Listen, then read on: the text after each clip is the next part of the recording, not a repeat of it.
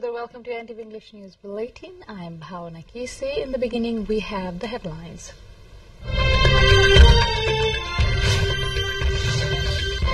Finance Minister Poon to respond queries of lawmakers and budgetary allocation for upcoming fiscal year. Debate budget ruling and opposition MPs on various aspects of the budget.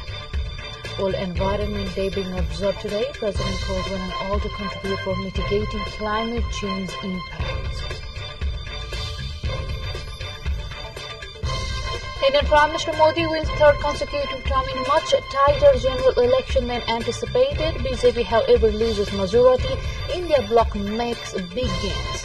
Biden announces an asylum restrictions to control migrants' influx at the U.S.-Mexico border. Move comes as immigration seems possible threat to Biden's re-election chances. And Nepal starts its T20 World Cup campaign with a bitter defeat, loses its opening match to the Netherlands by 6 wickets.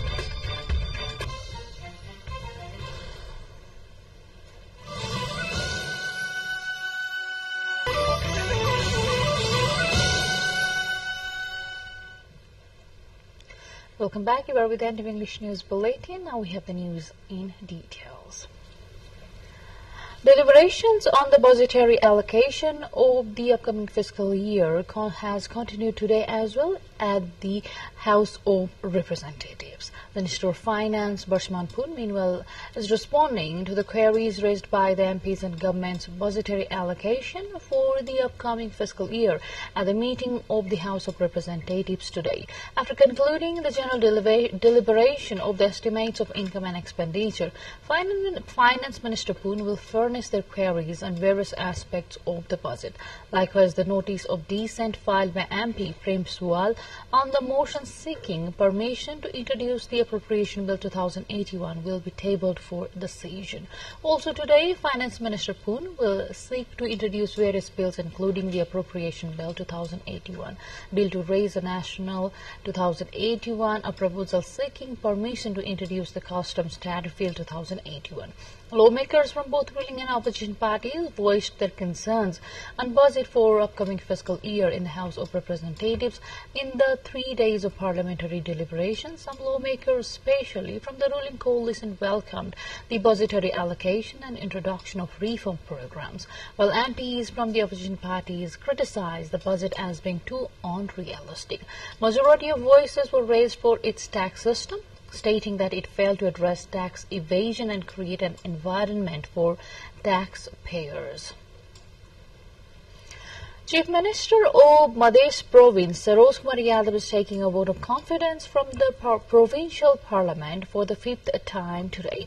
This comes after CPN-UML and CPN-Mao Centre withdrew their support to GSP's Yadav-led government in the Madhya Province. Meanwhile, on Tuesday, CPN Unified Socialist Party also withdrew its support to Yadav by recalling its 2 ministers from the Madhya government. In order to form a new coalition government in Madhya, the support of the Unified Socialist Party or one faction of the Lokatantrik Samajwadi Party is essential. To form the government in the 107-member Provincial Assembly, the support of 54 lawmakers is required. Among them, there are 25, including the Speaker from the UML. Among them, there are 25, including a Speaker from the UML, 9 from the Mao Centre, 13 from the Janamat Party, and 7 from the Unified Socialist Party. With this update, time to go for a short break, but still to come we have.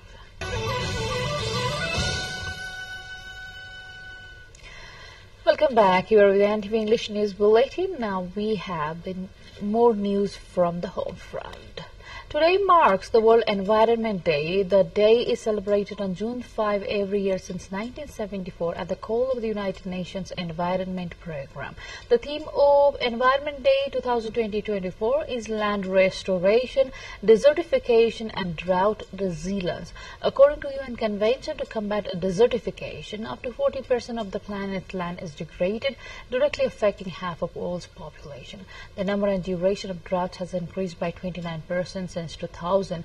Without urgent action, droughts may have affected over three-quarters of the world's population by 2050, the United Nations official website wrote. Meanwhile, Nepal is also observing the day under the campaign with national slogan, Our Land, Our Future. Various civic society organizations working in the field of environment are holding various awareness-raising programs today. Meanwhile, President Ramchandra has said negative impacts of climate change should be addressed in a unified and balanced manner. The President expressed his view following the tree plantation program held at Seetal Niwas to mark the World Environment Day earlier this morning. The President says Nepal and other countries of the world are struggling with the crisis caused by climate change, pollution, and loss of biodiversity, adding these crises cannot be solved by someone's efforts. Everyone should be united. Recalling the views expressed by UN Secretary General Antonio Guterres to reduce Nepal's mountain crisis, high risk of climate change and climate-related problems in Nepal and other mountainous countries, President Paudel expressed concern over the negligible contribution to greenhouse gas emissions in Nepal. He stressed the need for the world community to come together to solve the problems arising out of climate change and reduce its impact. Trees have been planted along the banks of Bagmati River, marking the World Environment Day. The Lalitpur Metropolitan City, in association with the Indian Embassy in Nepal, planted the tree saplings. Around 150 saplings were planted in an area of about 200 meters along the Bagmati River bank. Local representatives and local residents also took part in the drive.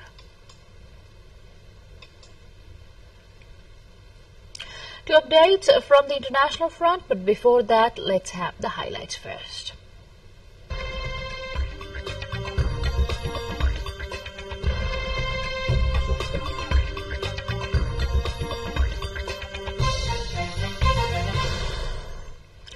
The final results of India's general elections have been announced, with the Bharatiya Janata Party BJP winning 240 seats, far fewer than had been expected, however, prevailing over the opposition Congress, which owned 99 seats. Prime Minister Modi secured a third term, but the BJP will need to rely on the support of other parties in his coalition. JDU Chief Nitish Kumar and TDP's Chief Chandrababu Naidu falling 32 seats short of the 272 majority mark, a stunning blow for Prime Minister Modi, who had hoped for a landslide victory of over 400 seats. In his first speech after the election results, Modi laid out his vision for the third term, saying it would be a tenure of big decisions and key emphasis would be on uprooting corruption. It is for the first time since the Bharatiya Janata Party swept to power in 2014, it did not secure a majority on its own, far fewer than the record 303 it owned in the 2019 election.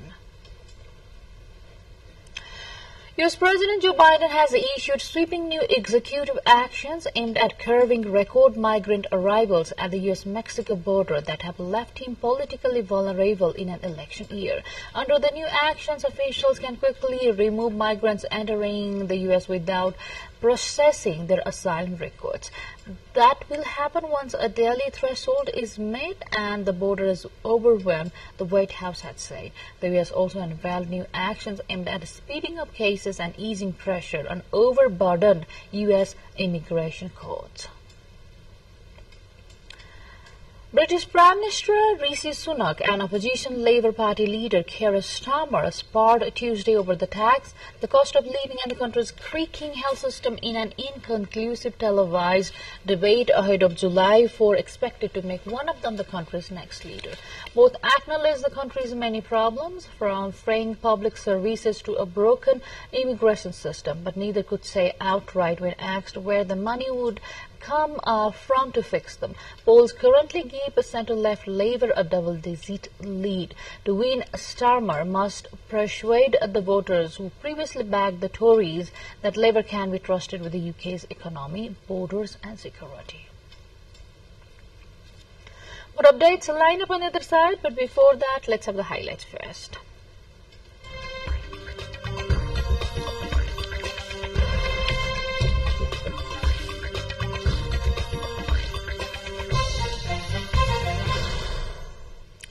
Slovenia's parliament passed a decree recognizing a Palestinian state, pushing ahead with the vote despite an opposition motion seeking to derail it. 52 members of the 90-member parliament voted in favor of recognizing a Palestinian state, following a similar move by 3 other European countries last week. Spain, Norway and Ireland recognized a Palestinian state, a move that was condemned by Israel. Engineers in Japan have developed the world's first wooden satellite. They hope to prove the wood can be used in space. Most satellites are designed to burn up upon re-entry into the atmosphere. But conventional satellites made of metal could generate particles upon re-entry that adversely affect the weather and telecommunications. With wood, these effects would be reduced. The wooden satellite will be loaded onto a rocket scheduled to be launched from the U.S. in September and carried to the International Space Station. Now to sports.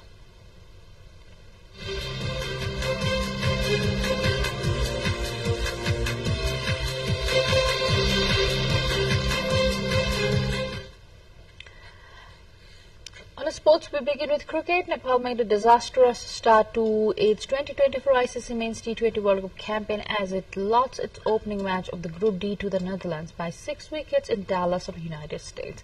Nepal, that was united to bat first after losing the toss, posted a 106 all-out from 19.2 overs at the Grand Prairie Stadium after the batters struggled against Dutch bowling. Openers Kushal Bhurtel and Asif Sheikh failed to give their team a good start again after the play was slightly delayed due to wet outfield.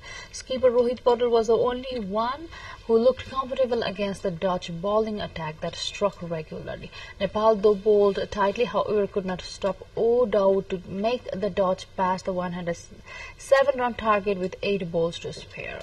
Nepal next plays Sri Lanka on June the 11th. It made its return to the World Cup after a decade. Meanwhile, India is playing against Ireland in the 8th match of the ICC Men's T20 World Cup 2024 today. The match will begin at 8:15 p.m. NST at Nassau County International Stadium in Newark. Rohit Sharma is leading India once again, having led them in the 2022 edition as well, where they were knocked out in the semi-finals. Ireland have lost all 7 of the encounters against India. India's match against Ireland will be followed by their blockbuster clash against Pakistan on 9th of June. With this update, we come to the end of this English News Bulletin, but before we say goodbye, let's have a quick reminder of the major stories.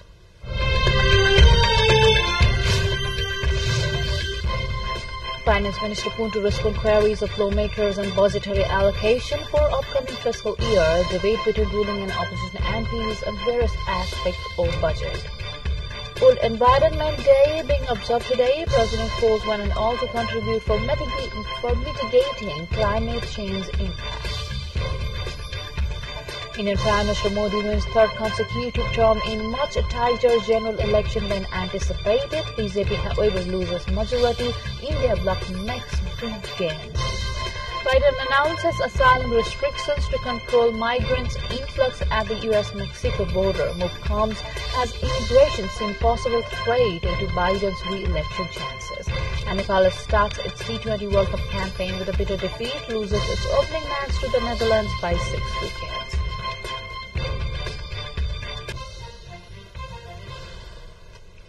That's all we have in this edition of English News Bulletin. We'll see you again with next round of English Bulletin at 6 in the evening. Till then, have a great time ahead and stay tuned with us. Namaste.